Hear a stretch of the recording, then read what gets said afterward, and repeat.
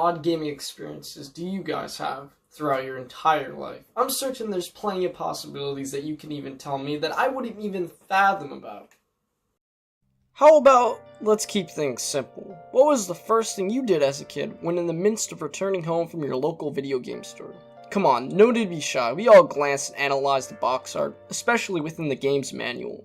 It was essentially a sneak peek of what was to come. This is even magnified before the internet became such a colossal part of everyone's life. It seems so silly to bring this up at all though. I mean, quite frankly, those days are already gone, or at the very least, outnumbered. The question I want to answer today is whether this change of being digital over physical within the gaming market would lead to a positive or negative outcome within the market and consumer satisfaction. In other words, the pros and the cons. Okay, I'm gonna start with some of the cons of the situation at hand. Well, first and foremost, with physical games, the owner can opt to sell/trade in their copy of the game. Perhaps in addition, even lend their copy of the game to a friend or a relative. This enables so much freedom for the individual at hand, enabling to take full possible control. Also, yes, I do know, on a technical sense, there are methods of lending games digitally to others via PlayStation Game Share, for example. While those efforts are honest intentions, they unfortunately can't compare. This all relies on your internet connection and, of course, other requirements.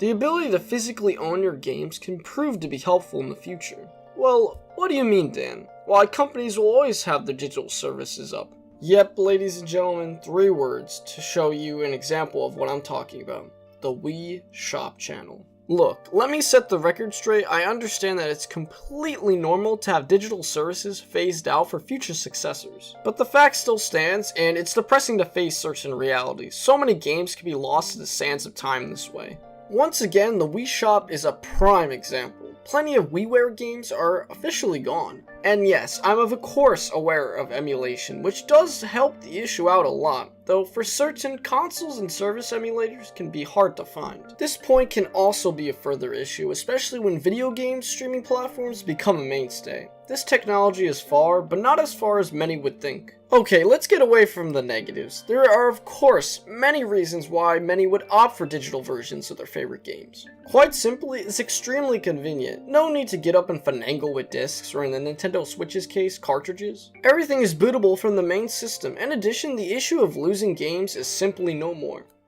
Rest in peace, Kid Icarus Uprising. You will forever be missed within the abyss known as the back of my car seat. Okay, aside from this, what are some of the drawbacks? Obviously, of course, you'll need to have a lot of storage in order to fit all the games you want. And oh boy, as years pass by, ambitious developers are cramming so much into their games. Certain files are even exceeding over 100 gigabytes. To put that in perspective, that's about the size of 2 Grand Theft Auto 5s. You better hope your internet is up to snuff too. Depending on your connection and platform, download speeds can take hours. Sometimes I myself early on needed to allow my PC to download games overnight. Don't be an idiot like me. Get an Ethernet connection. They're not too expensive and you will reap multitudes of benefits. When all of those requirements are met, enjoy the beauty of digital gaming. Oh wow, how could I forget? Probably the most likely reason one would opt for digital media of any kind. Simply put, no one today wants to leave their house. Why do I need to leave my home when I can get a game online? Or maybe you can't. A dangerous storm outside? No thank you, I'd rather not die to my way to GameStop. As a society, our quality of life has increased by so much in such a little amount of time. But is this a good thing? What I'm about to say defies all logic within an argument. Personally, I actually like some of these inconveniences. But look, please, hear me out. Some of my greatest video game memories have been from stores like GameStop. There's an indescribable magic of simply driving or walking to a game store. I still remember the times where a major Pokemon release, my friends and I would rush out of school and walk to our local GameStop in anticipation, all in the meanwhile discussing our expectations and hopes for the game. For God's sakes, I still remember attending a launch event for Super Smash Bros. Ultimate. My first, and unfortunately probably my last midnight launch I will be part of. It was so great to see others online who were so eager to play the game. But, just mere minutes before midnight, this happened. He's there to steal a treasure. Have you already sent a calling card? We're not the ones sending a card this time. In fact, we've been invited.